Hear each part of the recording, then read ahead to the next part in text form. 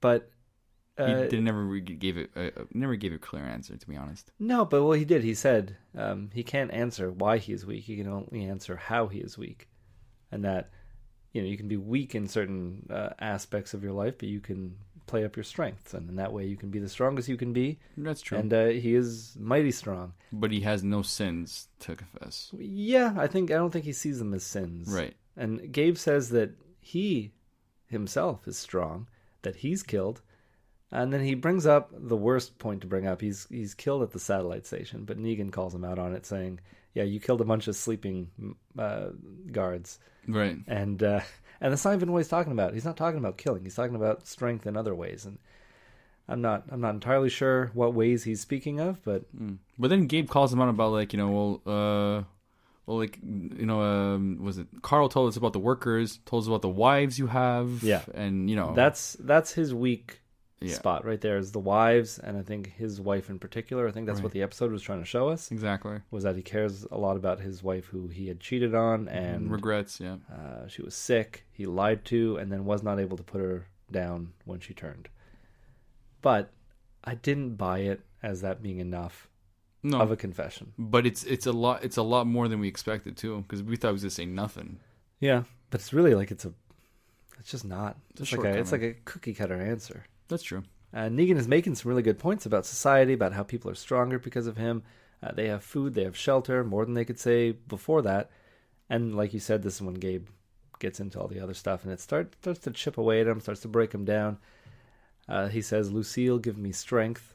So you'd imagine he's about to hit him, fighting the urge to just about to hit him. Now, maybe you can shed some light on this, because light is what I needed, and better staging, because I did not know what happened.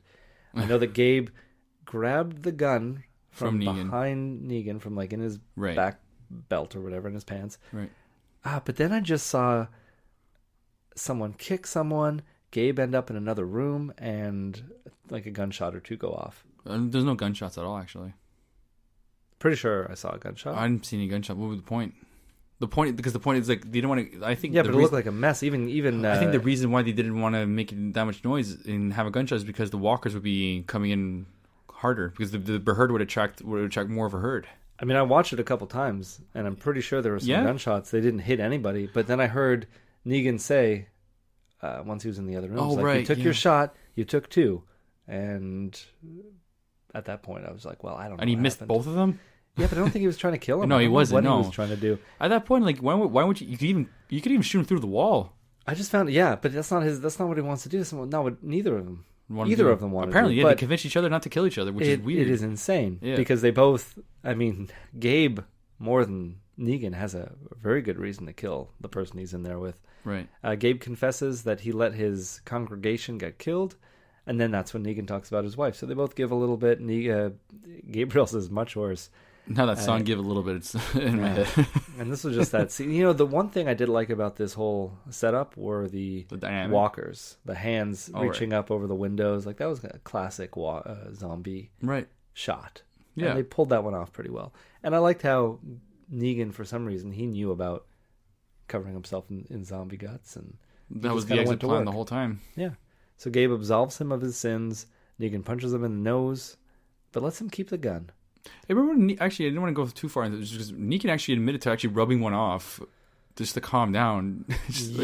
I find that, like... Well, I don't know if he said he was thinking about doing it. No, he did it, because he said, I wasn't gonna let you sit exactly where I was, where I rubbed one off. So it's like Gabe is sitting where he rubbed one off. Oh, like before Gabe had gotten there. Exactly, to calm down. Yeah, I'm going to assume he was joking. I don't know about that. But you never know. Right. Gabe just looks at his sweater if it's stained at that point, but now there's demon guts on it. So zombie guts. Gabe was really creepy and weird at the beginning of this episode. Like the very beginning, as in the flashback, or as in the... Well, as in like the beginning of him being stuck in the trailer with him, when he looked up at Negan and said, "I think I'm here for a reason. You're here for your confession. I'm here to take your confession." And he didn't even look like himself. And a lot of his dialogue in this episode reminded me of... is it Ken Foree in Day of the Dead? Yeah, Dawn of the Dead. Or he's in Dawn of the Dead. Ken Foree's in Dawn of the Dead. Who's in Day of the Dead? I don't know his name. The guy with the Jamaican accent. Right. I don't know his name. Okay, well, he reminded me of that character in the movie. Okay. I don't really know why, just how relaxed he was at a certain point, and how he was saying like nonchalant. He's like, oh, you never know when what day is going to be your last day, so you just got to enjoy it while you can. And it wasn't really the same dialogue, but gave me the same vibe. Okay, yeah. Well, he was Gabe was a little nonchalant, as if he wasn't scared of him at all, because because don't forget, Negan did tell him that I hope you have your shitting pants on. Yeah, and then nothing came from it. No, exactly. Well, he must have been scared initially because he didn't shoot him initially. I'm surprised he didn't shoot him there, but maybe it was because he knew they were going to put a bunch of zombie guts all over his pants. Oh, there you go. Yeah, I guess the rest of his clothing. And now we get to the end of that scene is them covering themselves in zombie guts, going outside. Works for a little bit, doesn't work for long, and it looks like they're in a pretty hairy situation. And I don't know how it's going to be resolved. They're probably going to die out there. Probably. Except we know they don't. They were supposed to be, because it seemed like they had no options until they saw like those walkers coming off the balcony and just landing on them. It looked like it's like we're already out of luck, and now there's a little waterfall of zombies falling down on us. Like, it's kind of over. It's kind of like they did with Sasha. She went into the sanctuary. She apparently shot some guys, and then she got captured. That was the end result. Yeah. You might as well just show the end of The Walking Dead. Just show the the series ending. That's all. Then we'll see what's in between. Yeah. I don't really know what you mean, but I'm just saying, what's the point of why do you decide, why do you skip over important things? The whole point is to see how people survive. Well, yeah, but they're not good at staging a lot of this stuff, so I don't have faith. I'd rather them, if they're going to be bad at staging it, I'd rather them just not show it, and then we can use our imagination. I guess. Well, how many times do we have to use our imagination? Do you remember when that van fell that Daryl and Carol were in? Yeah, I remember that. I wish they just didn't show that. Instead, they're proud of it, and they show that as often as they can in promos. I guess those car stunts are just really cool, just so bad. They loved it so much. So bad. Yeah. Just a van flipping, and it just anyway. Go back and come back with no whiplash. that wasn't even it. It was just the trajectory of that van falling, the way it was spinning, and then they cut away, and it's not at all the way it was. Regina, Simon, Eugene, Dwight, and Gavin. They're all together in a room now, in the meeting room. Regina is suggesting using the workers as a distraction. She wants to sacrifice the workers, basically. And Eugene calls her out on it, saying, that is going to cause some unrest within these walls, and you can't have that because there's way more workers than the 5 of them. Yeah, and we see an even bigger example later. Yeah, and Eugene then he gets saved a little bit here because Dwight comes in. Dwight, backs him up. And then Gavin brings up the fact that there's got to be a rat in their midst. I don't know why they're talking about that when they actually have a big situation outside. I found that it was a little inappropriate. I'm like, okay, really? So you're going to talk about the rat when you have a bunch of walkers and unruly workers just downstairs? Yeah. And instead of taking care of that, you're going to discuss about there being a rat. We deal with the easiest problem, and it's not really the easiest problem, but it's like the one that they can just discuss. It's like when you don't know when you're really worried about taking an exam, so you spend 10 minutes writing your name perfectly on that, writing the date, really taking your time on the front. Been a while since I've done an exam, so. Well. Eugene later thanks Dwight for sticking up for him. How hard was it to understand Eugene? I forgot how annoying Eugene was. I hate my brother the way always he speaks. Yeah, my brother always criticizes me for putting captions on. I'm like, here, that's the reason why I put captions on. Can the captions even keep up with the stuff he says? Yeah, he did. Thankfully. I don't remember what he says, but at least I can understand what he says. Like, it's so forced. I can understand Eugene speaking that way when he's trying to describe something complicated, but just to say the simplest thing, to describe yourself that way, it's a good way to get punched in the face. Yeah, he did. Did he? Yeah, Abraham just knocked him over. Yes. Oh, I wish that was a fatal blow. Eugene checks out Dwight's chess pieces here and gets a little bit of red paint on his finger. This was, it's going to come up later. It's kind of tasteless from this moment, but it's tasteless. I'll tell you why it's tasteless later. Okay. You tell me later on. But I found even in this moment it was very forced. Oh, absolutely. The workers have come up to meet with Simon and the rest. They are about to start rioting here. When Regina fires a gun because she saw someone else with a gun, she says that she's Negan. Oh, someone else with a gun? I thought she just had the gun and fired. I think somebody in the back had. Oh, yeah, fired up in the air, right? Yeah, you're right.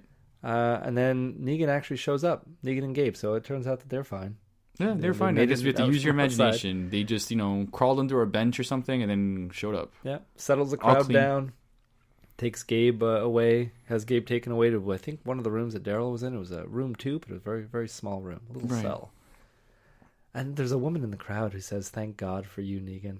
Just to prove what Negan was his existence. I felt like it wasn't like you can't even see who it was. Just the added that for ADR for sure.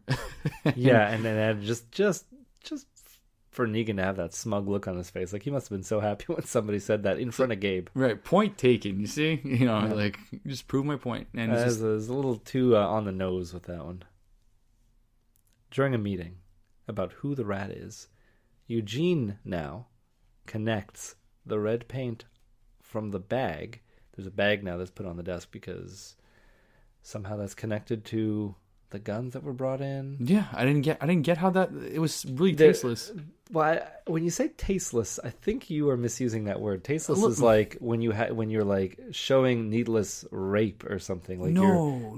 That's tasteless. That was tasteless too. But I'm saying tasteless as in the regard of demonstrating like a revelation. It's just bad. That's still bad tasteless. writing. That is not what tasteless means. But it's not an opinion.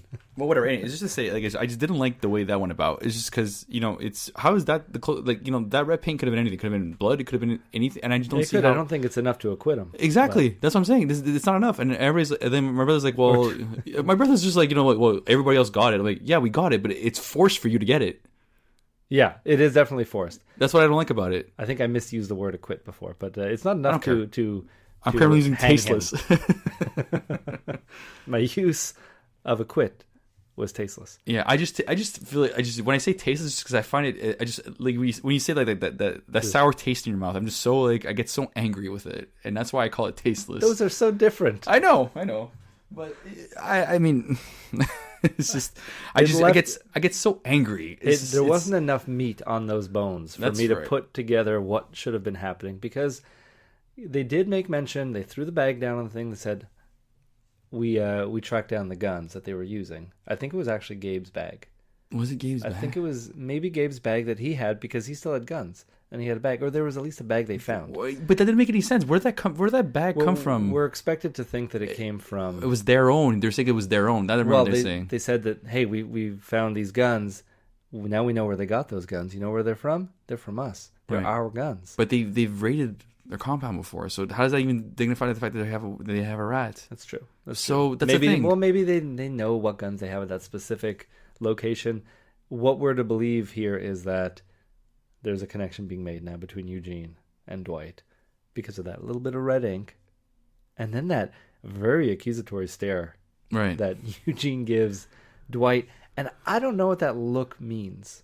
Me neither. Just because, like, what side are you really on? Which seems like you're on one side, but the other way of saying it, another way of saying is that, like, Eugene right now, either he's staying with the Saviors, or he's still with Rick, and is there? It's an accusatory, but like in a way of saying it, is he gonna team up with Dwight to get out?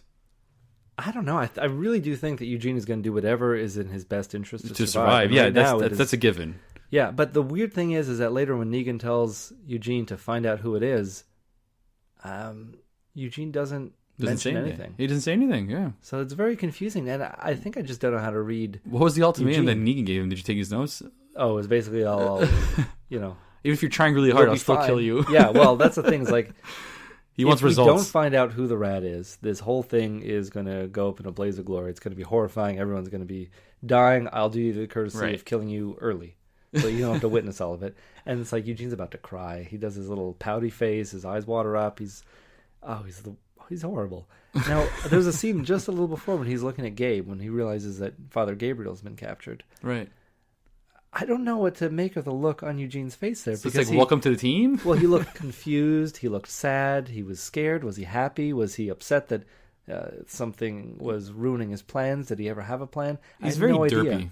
Yeah, I just had no idea what the face was for. Derpy Eugene. He's Rob Schneider. Yeah. Well, he brings Gabriel some pillows now. But Gabriel's looking real sick all of a sudden. You got bit? I don't know.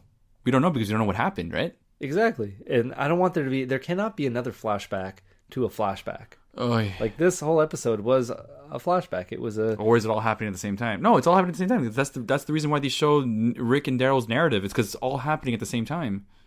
Yeah. So it's not a flashback technically. But it took so long to get back to this point. And so much more has happened. I don't know how long were they in that trailer for.